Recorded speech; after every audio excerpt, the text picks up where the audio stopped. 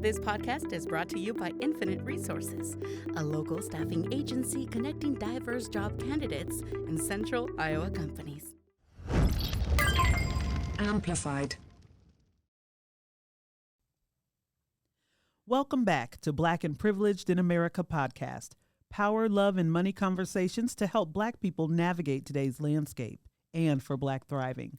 Supported by Infinite Resources. I'm your host, Abena Sankofa. Catch Black and Privileged in America podcast on www.amplifydsm.com, on our YouTube and social media channels, and everywhere you listen to podcasts. Today's guest is the incomparable Claudine Cheatem. As a young child, Claudine Cheatem was exposed to the library with the instructions, stay as long as you want, read as much as you want. Along with her older sister, she started writing plays at the age of 8 years old. The backyard was her first theater with a picnic table as the stage. She continued to develop her love of writing as a way to escape the chaos of growing up as one of 14 children. She has written multiple books and is an accomplished playwright, actress, and all-around wonderful human. Welcome, Claudine Cheatem, to the show. Yay! Thank you so much for having me. I'm glad you're here. I am Black and privileged. Yes. Thank you. I know that's right. So, I just want to start out by saying, because we were talking before we got started. I did my little reading on you, and there's a lot to read. And we go way back. I love you, Claudine, and I'm going to get into that story too. But is it true what you've said about how you're always working on your next project? Always. I'm always a step ahead of myself. Wow. What does that mean?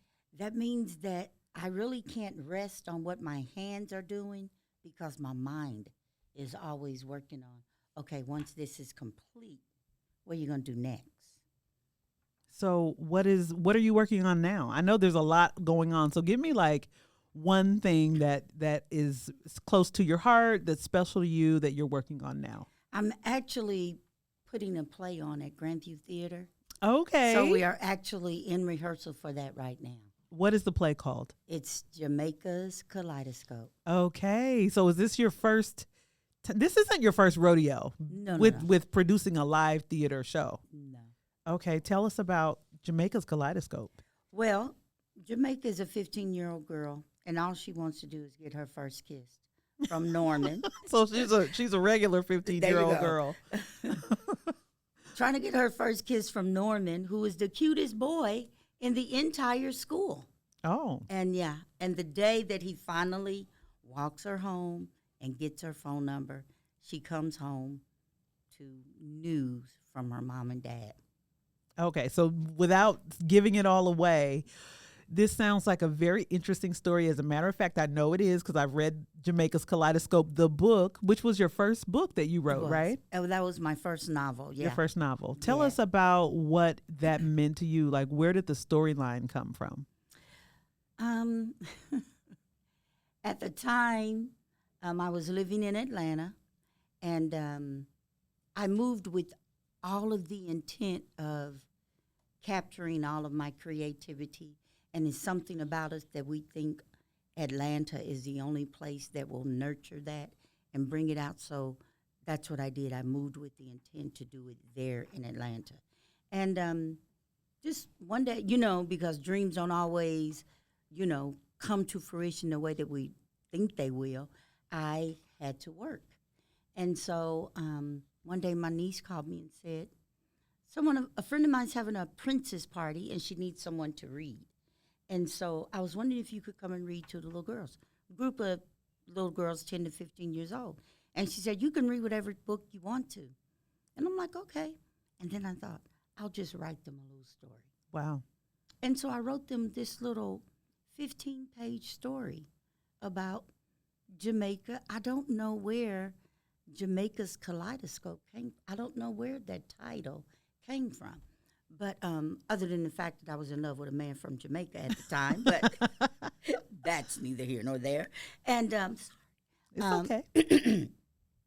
Wrote the little 15-page story, read it to the little girls. And so I said, anybody have any questions? And they were like, so what happened to this?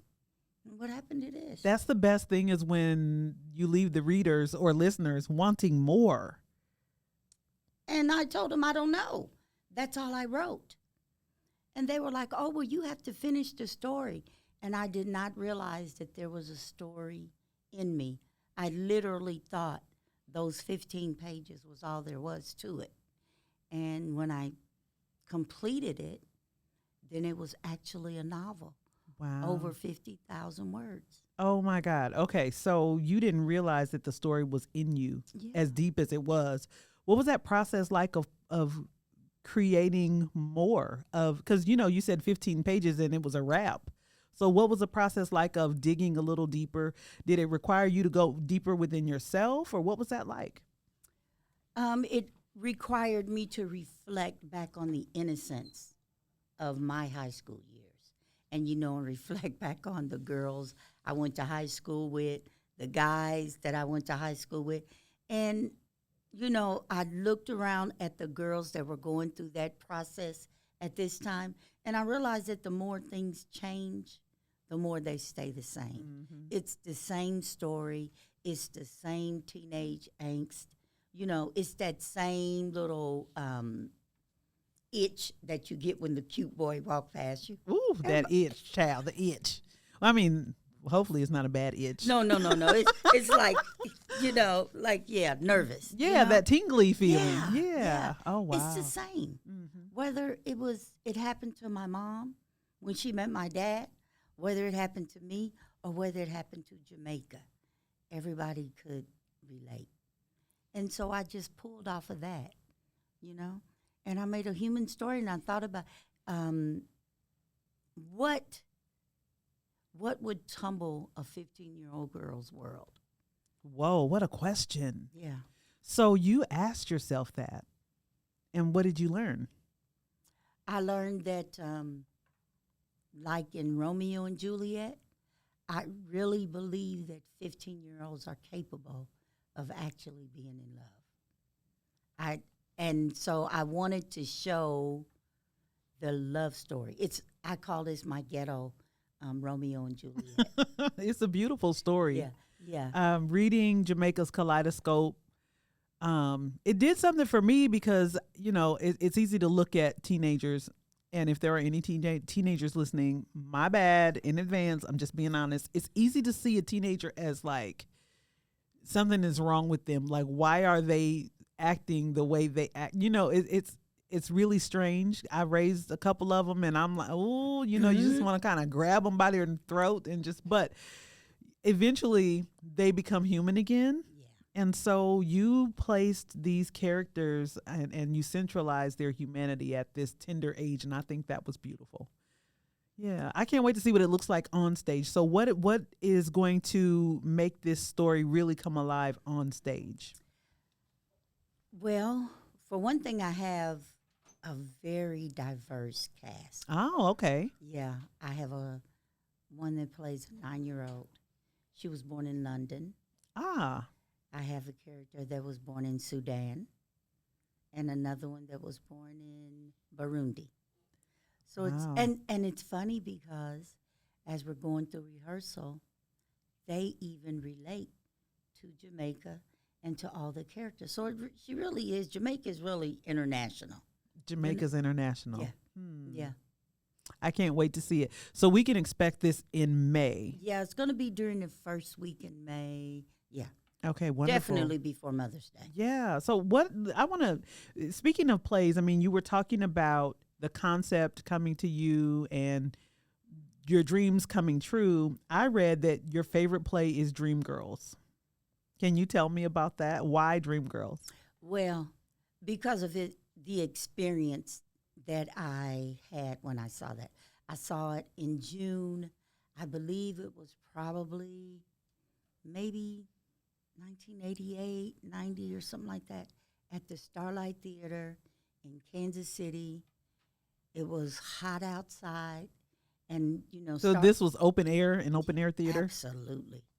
And I took my 88-year-old mother-in-law with me. Oh. And she had never been to a play, had never been to Starlight Theater, and just to see her sit there and experience that with me, I'll never forget it.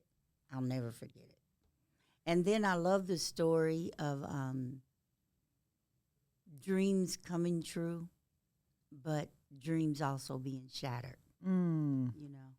Can you tell me a time when a dream came true for you? I mean, that's something that I don't think we think about often enough. Is I know personally, I have to remind myself that I have thought about things and worked really hard, and some of my dreams have actually come true. And it's a way to mitigate discouragement, right? Absolutely. So what's the dream of yours that has come true? Just recently, I completed my MFA in creative writing. Yes. Oh my gosh. Congratulations. Woohoo! How and exciting. That's something that's probably been maybe 10 or 15 years in the making. And I would always tell my son, you know, I just want to go back to school and get my MFA in creative writing. And Ma, you should do that. Ma, you should do that. And I received my degree in the mail this January. Are you walking? No, I've already graduated and done everything. Okay. I did it through Goddard College. That's awesome. Yeah. Congratulations. Yeah. I know as a non-traditional student myself, the fortitude that it takes to complete a degree, it's a different kind of animal at this age. Yeah. So, I mean, I'm fist bumping you for doing that. That's amazing. Yeah. And to do it in creative writing, that means you have to keep digging, and you have to keep digging inside yourself to make it a little better, you know, to find another way to say this.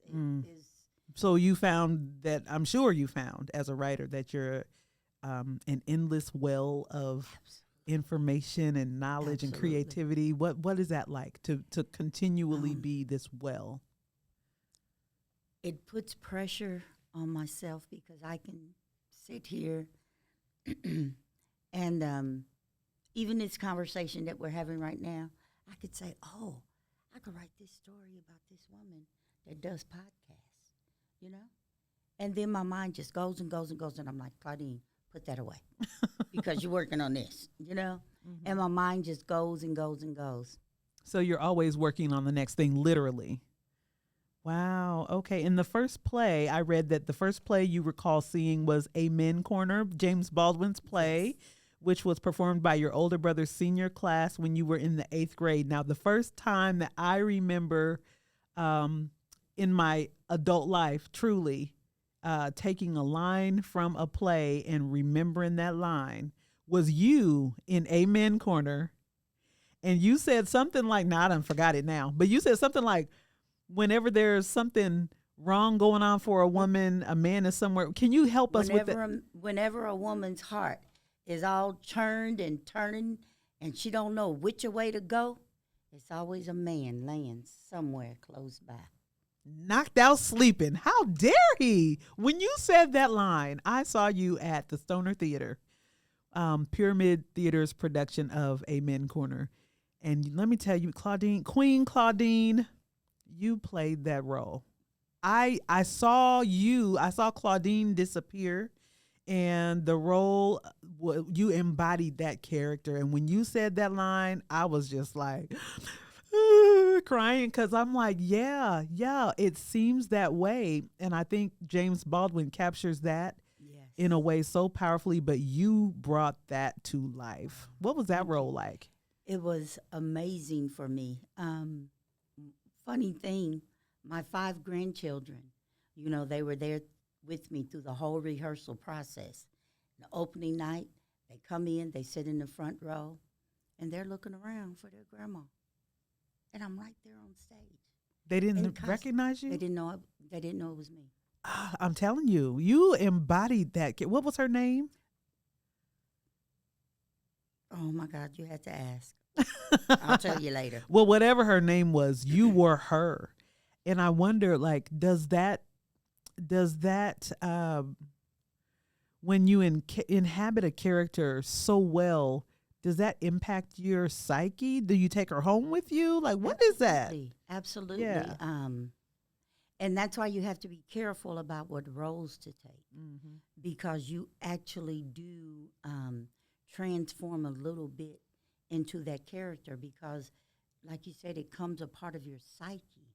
And for 24 hours, you are this person, you know? Mm-hmm. And you do take on, so if you take on a person, there's the, read the story about the movie Poltergeist. Oh, now And see, all I try to those- steer clear of Yeah, Poltergeist. but I never watched the movie, but Mm-hmm. the backstory of it, Uh-huh. and how every one of those characters in there, how they met their demise, you know, because you playing with stuff, Yeah. you know. Superman, everybody, you know, found out they weren't so super. Yeah. There's a scene in Superman. I don't ask me which one. And actually, that's like one of my favorite superheroes is Superman. I'm a fan of Christopher Reeves. Where he was Superman, Clark Kent. He was talking to Lois Lane, and she had her back to him, and he was kind of slumped over. His posture was terrible, and he has glasses on, and he decided he contemplated the fact that maybe I should reveal my true identity to Lois. And so as her back was turned to him, he took off his glasses and his posture straightened as if he was Superman, right? And just that slight change in posture and removing the glasses, and his head was held high and a smile came across his face. His eyes were so confident. We thought as an audience, oh, he's about to tell her he's Superman. And then he changed his mind before she turned around, and he went back into that slumped over posture, put the glasses back on, his voice weakened a little bit. And I wonder, as a director, a producer, an actress, what kind of slight changes? It doesn't have to be a complete wardrobe change to make you change character, but what kind of slight changes or adjustments would you suggest to actors and actresses who want to really, really play the role to its full range? One actress I love is Kerry Washington. Mm. The way she moves her lips when she, you know, the way she articulates her words she can stand there, you know, and not move any of her body. But it's the way that she moves her lips that gives such emphasis to what she's saying. And so I tell them, you know, it's inflection. You know, you can say a sentence or a phrase in so many different ways. Well, it will change the impact. I said, and then you have to pace yourself to give the audience a chance to grasp what you're saying.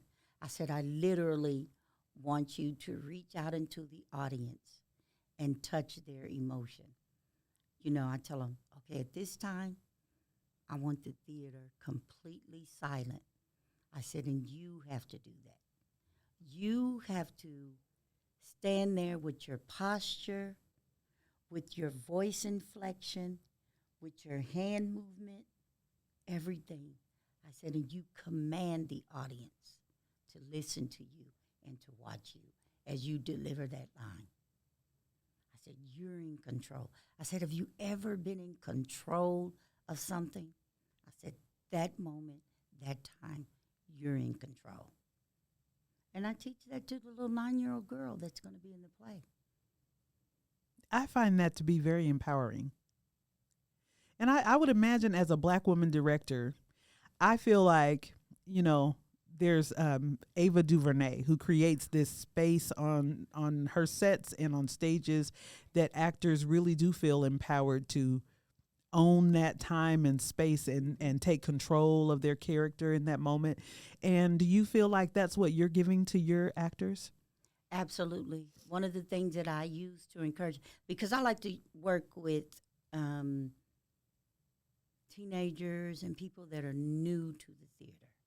You know, this might not be something that you've ever wanted to do before, and I like to introduce that to them. And I say, has an entire room ever clapped for only you? And I'm like, no. I said, when you're done with this, I said, you get your moment, and the entire room will clap for only you. I said, and it's a sound you'll never forget. I said, and it's empowering for you. I said, but you got to earn that clap, and this is where you earn it. This is where you earn it. Doing these rehearsals while everybody else out having spring break fun, you in rehearsal because you working on a clap. That's a moment for me, just hearing that. Yeah, you're teaching them this life lesson. They'll never forget you. I believe that. They'll never forget you. So I think what you're also bringing to the fore for them perhaps is the ability to use art as a way to work through some of the challenges they might have, which leads me to your project that you have now called Weep, Wail, and Write. Can you tell me about that? Yes, that's a class that I teach. It's on grief. Mm-hmm. It's how to use creative writing to process grief. This was actually born out of my own experience with grief. We all go through that process, but I lost my oldest son. I always say he's one in a million because he was one of the million that COVID stole from this earth. And I lost my oldest son exactly 7 months after I lost my best friend. My best friend passed on February the 12th, and my son passed on September the 12th, same year. And that was one of the things we would always talk about is, Ma, you should go back in school. You should do it, Ma, do it, you know. And so I did. I buried my son in October, and in January, I started my journey on my MFA. And one of the requirements was that I had to come up with a 15-hour teaching class, practicum. And because I had such a hard time describing what I was feeling and what I was going through, you know, losing my son, I thought the whole world is grieving. You know,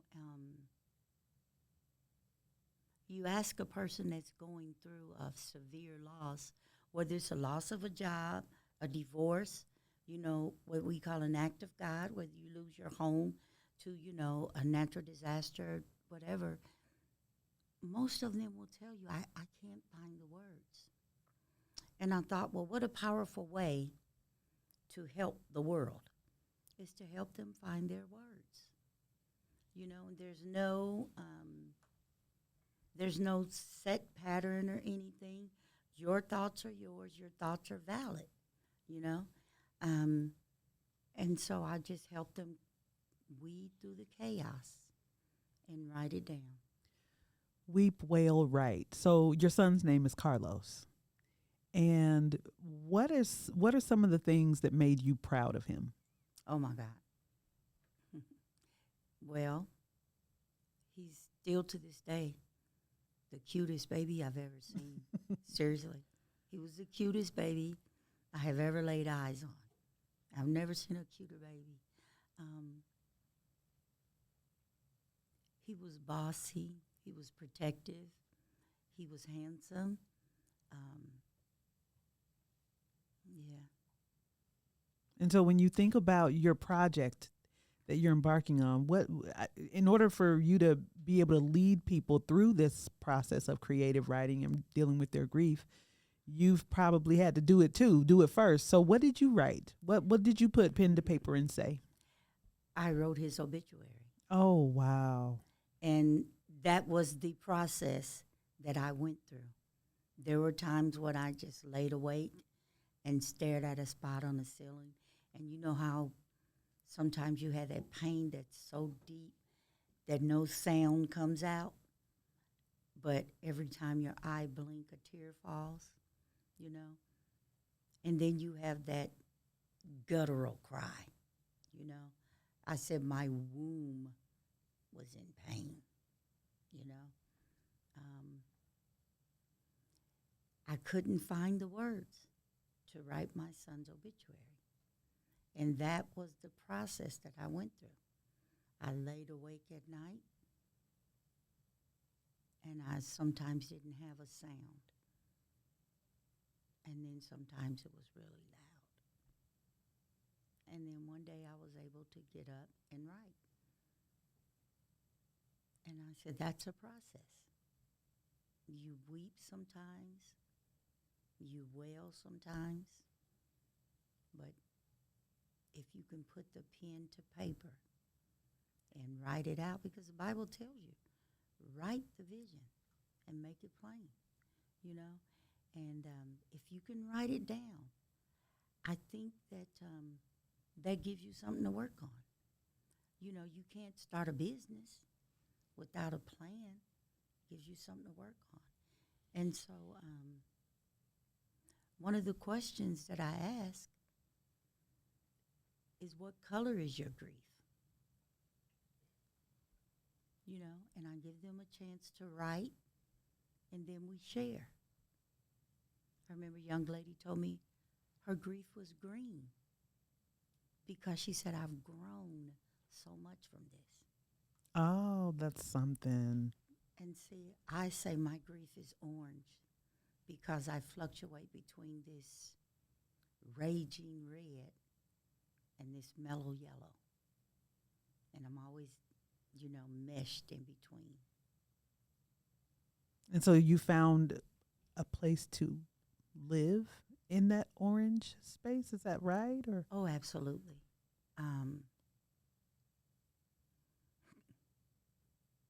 I try to keep a smile on my face, and that's my mellow yellow. But there are times when I speak to Carlos, and I'm like, seriously, son?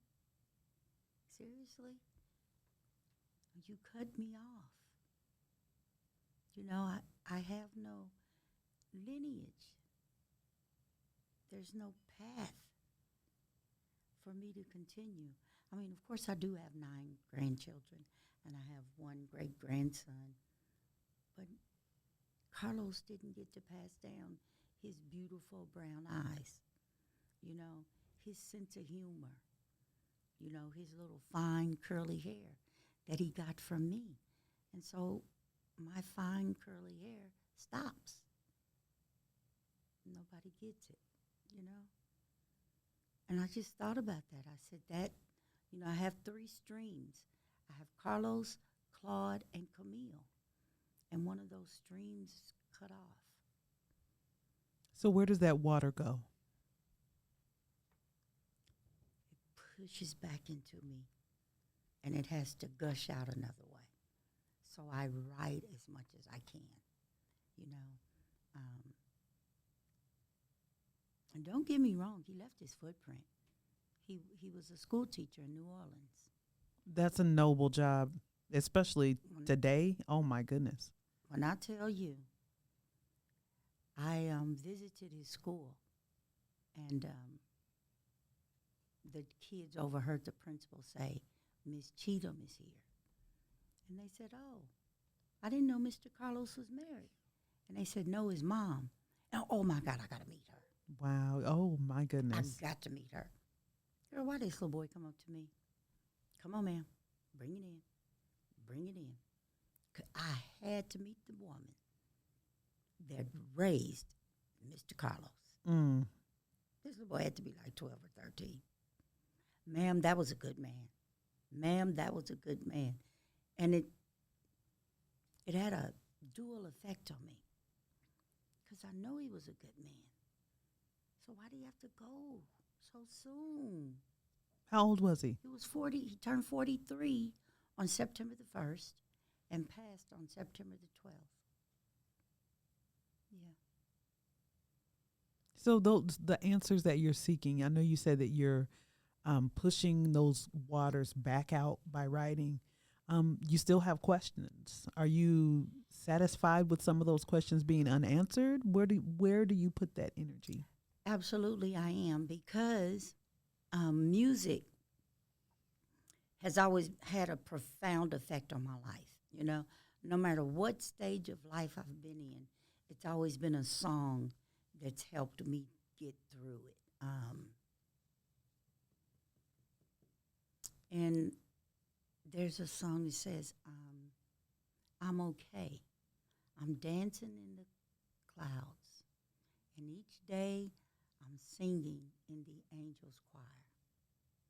I hope that you go and live your life and seize the day because I'm okay.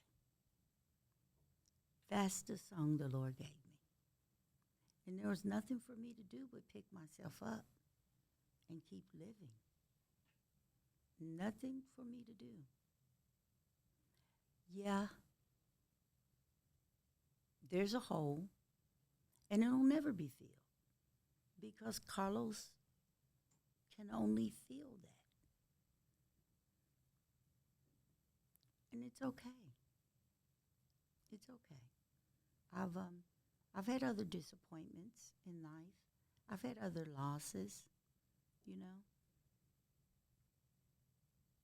But you just drag it along and you keep going. Keep going. You keep going. Anyway, thank you for sharing that about Carlos. I think it's a beautiful testament to you as a mother raising a son in America. The fact that his students embraced you and reassured you. I think that's beautiful, beautiful, beautiful. You're also going to be a part of the Okoboji Writers Retreat. Is that right? Yes. Tell me about that. I know our listeners may not know what that is, and you were part of that last year. That was the most amazing thing. I really didn't get a chance to soak in the aftermath because it was 4-day retreat, and then as soon as I got back home, I had to get right back to my master's work. But I tell you, it really was. It was on Lake Okoboji. I'd never been to Okoboji, Iowa. So that's like northwest Iowa. Yes, Yeah. about a 4-hour drive. And if you ever have some additional time on your hand, a weekend, you don't know what to do, drive to Okoboji. It was a beautiful little getaway. Very cute little town. Little Arnold's Park is a little amusement, you know. And it's on an acreage, you know. I think it's called Iowa's Lab or something. Or Oh, yes. Don't get me to saying the name wrong, but yeah, something lab. It's I'm going to be going in September, so I'm excited. I seen all the pictures. I know. So it was just meeting. I met Art Cullen. Oh, yeah. Yeah. American hero. Yeah. And I met the Iowa boy, Chuck Offenberger. Oh my God, he was so amazing. I met I met a lot of people, made many, many connections, and it just solidified in me that this is what you're supposed to be doing.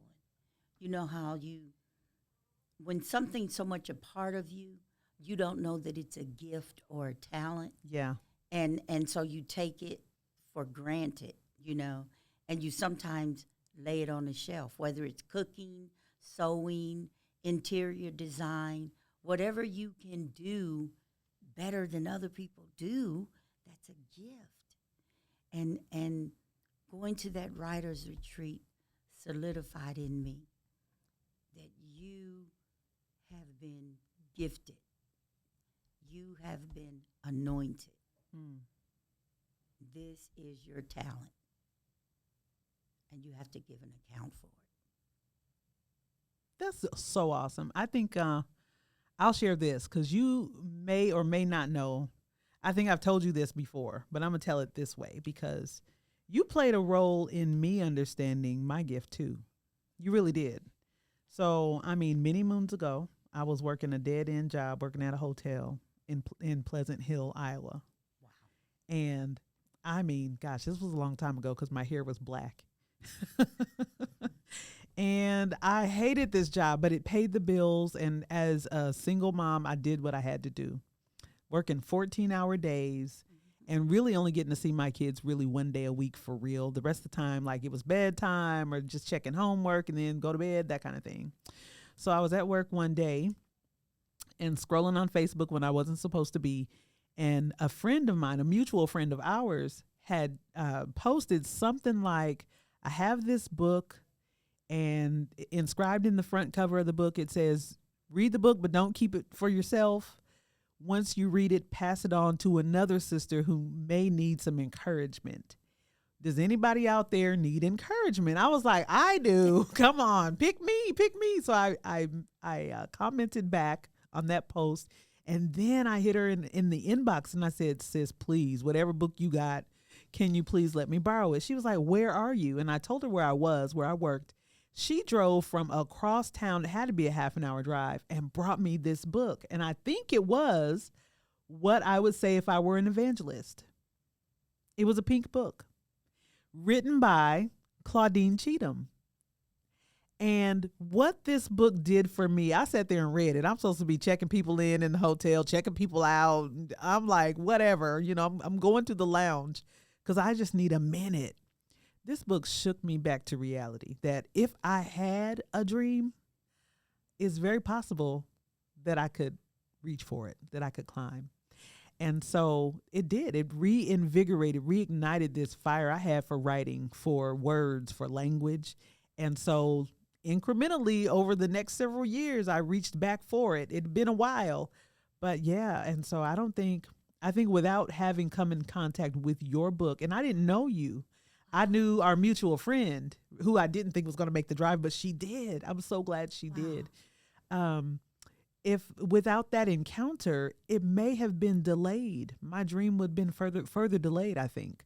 So as instructed in the front of the book, I did not keep it. I read it and I gave it to my mother, who then read it and gave it to someone else. So that book is traveling. I don't know where it is, but someone has it and hopefully they're keeping it going. But I want you to know that when you write something and you give instructions, people are listening. People follow that. It means something. So the waters are constantly flowing. Your influence and impact are everywhere. You may not even know it, but you may come into contact with someone who has read your book and never even know. But you've influenced them in some way, and I just want you to know that. I'm trying to give you your flowers, lady. I'm trying to smell them. Yeah, I just want you to know that. That's so awesome. Mm-hmm. Are you okay? I'm good.